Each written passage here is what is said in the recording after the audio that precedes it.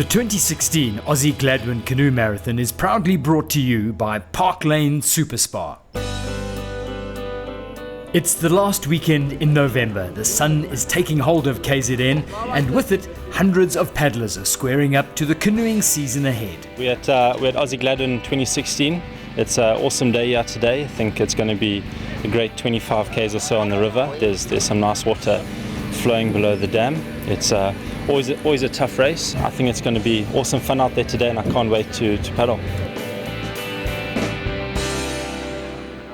It's a major seeding race for the FNB Doozy in February, but unusually it's not on the Doozy course. Instead, it starts at the picturesque Albert Falls Dam outside Pietermaritzburg. An integral part of the Ozzie Gladwin is the guppy race that precedes the start of the main race. This is for under 12s, using the special Guppy Craft K1s that are perfect, stable novice craft for youngsters to cut their teeth on paddling basics. The emphasis here is very much on participation rather than performance, and every finisher in the boys and girls under 8, under 10 and under 12 race gets a prize. Not that this dampens the competitive flames one little bit. There is no doubt that there is a future Doozy champ or the next Hank McGregor on the water here somewhere.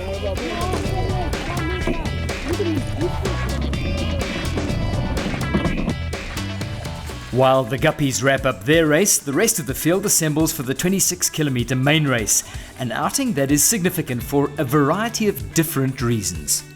It's the first Doozy type race. It's the first time you got a proper portage and you're racing in hot conditions, so to speak, in Doozy conditions, and always the big guys always come out and they test each other and just test how their training's gone early in the season, and it sets them up for the rest of the season. It all starts with a 4-kilometre paddle across Albert Falls Dam, which provides an ideal opportunity for the big group of seeded stars in A batch to space themselves out before the portage and the narrower river section. A really strong field. I knew the race was going to be fast on the dam and on the portage as well, as it's only 1.5 portage. So I knew I had to be there in the front, but when we hit the portage and try and stay there. Czech Republic star Jakub Adam asserting himself at the front. Meanwhile, the top women were gearing up for their start. Women's paddling is in a good place. It's really competitive, with a new generation of stars putting their hands up to challenge the old guard.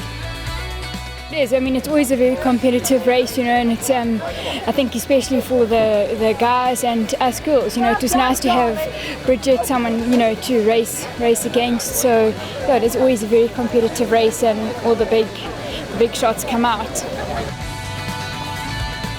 Olympian Bridget Hartley sure to be a pace setter along with Abby Solms, these two laying down the gauntlet early on before the rest of the batches were set on their way across the low Albert Falls Dam.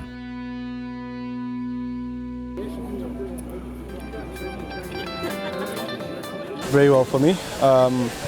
Wanted to be on the front bunch on the dam, which happened very well. I stayed back from the pack, didn't want to work so hard. Everything went well, and then from the portage I just tried and stick with the guards, and then Eric had a mistake of breaking his pedal, which gave me a chance to be in third place. As they started the river paddle, it was Spornello Kuela who was first to the day's first obstacle, the Albert Falls Weir. Spornello shooting this way too central, and he pays the price by hitting a rock below the weir. But he keeps his cool and wiggles his way clear, fortunately without any boat damage. The dice for top 10 places is encouragingly competitive, with Mameli Kele, just one of the changer lifers, putting his hand up.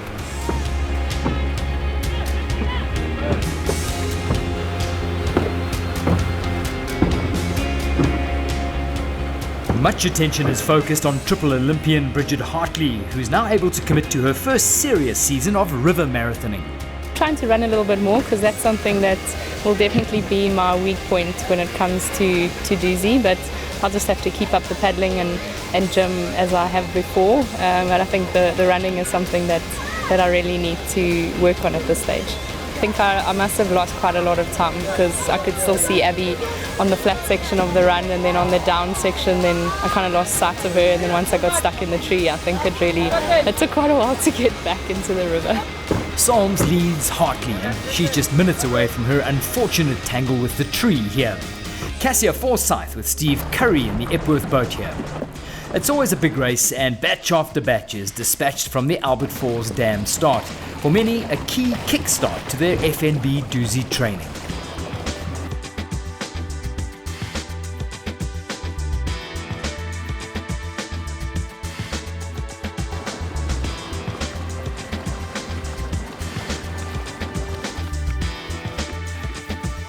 The toughest part of the race for many is the run around the Albert Falls Dam wall. It's on shaly roads, through bush paths, down to the campsite on the Umgeni River. It's doozy season, so suddenly running with a boat on your shoulders is no longer considered crazy, it's a necessity. On the river, the paddlers were pleased to have 6 cumecs of water in the Umgeni, thanks to the ongoing transfer of water from the Albert Falls Dam to Nagel Dam downstream. A real bonus in the harsh La Nina drought. At the front of the women's race, Abby Psalms is all alone after Hartley's wrestle with the tree, which seems to have left her with some seat pin admin issues.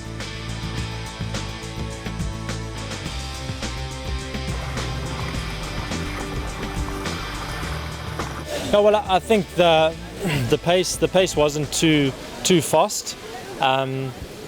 Saying that, but it was still tough racing. I mean, there's a lot of depth, and doozy is going to be a tough one. Bungee is quite strong for this time of year, so it's exciting, and it's going to be some great racing coming up. With Burkett and Mbanjwa pulling away together at the front, and the news that Kwela has broken a paddle blade, the dice for top 10 places started to hot up even further. The distinctive colour of the Umgeni River water and the picturesque farmlands makes this a popular paddler's destination. Nearing the end of the race, and the Umgeni starts to become a little rockier, offering rapids that demand shrewd reading of the river. Burkett and Mbanjwa still gunnel to gunnel. Banetsi Ngoeza finds himself in third with a serious shot at a podium finish. Doozy seeding is a key part of the build-up to the 3-day Classic to Durban in February. There are a number of general seeding and, importantly, front row seeding races, but the top paddlers aiming for a Doozy A-Batch front row slot will target a race where they hope to get the best percentage score of that race winner's time.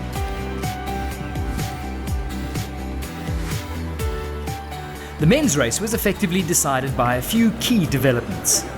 It was a big group on the dam, put in after that first portage with Bungie, Spunelo and myself together, and Banesti caught us on the river.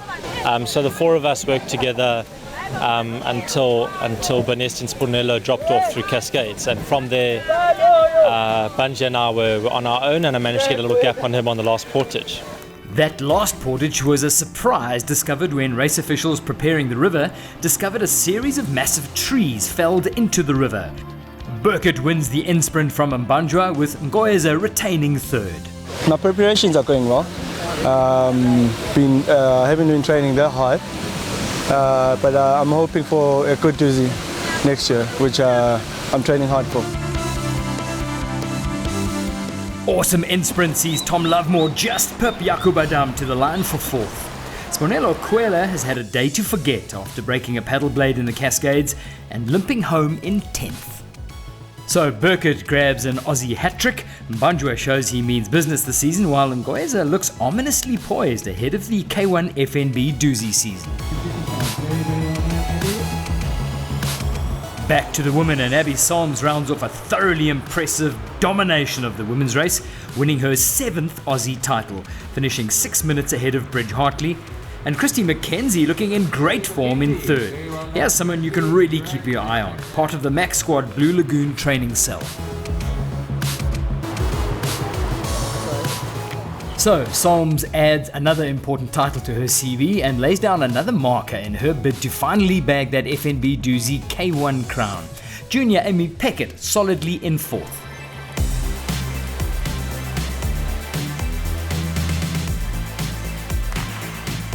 In a region still reeling in the grips of the drought, the Ozzie Gladwin was a real breath of fresh air, a chance to bank some vital FNB Doozy training miles and to savour this special corner of KZN.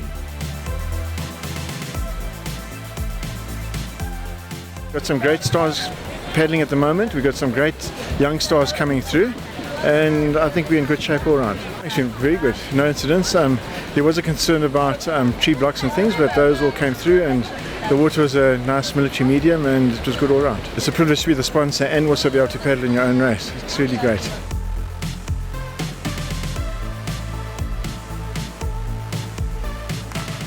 Rapids like John Deere near the end give paddlers the thrills and the water splash in the face that they love, and they help to entrench the lore of this well-established race, named after one of the sport's original administrators and pioneers, Ozzie Gladwin.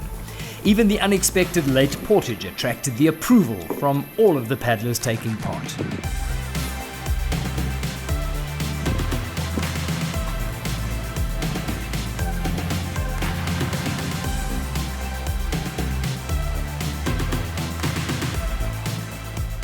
On a baking KZN Sunday, the 2016 Ozzie Gladwin provided a handy gauge for paddlers to measure their groundwork and preparation for the majors looming just around the corner, like the N3TC Drag Challenge and the big one, the FNB Doozy in February.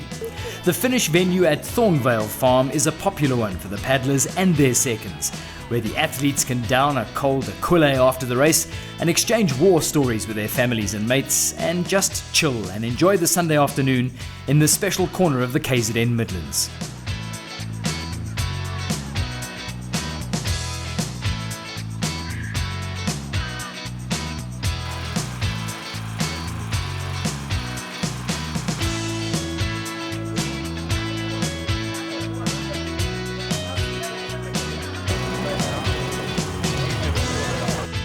Sashma from Park Lane with the women's podium stars before the men's podium was assembled without bungee at the end of a great race.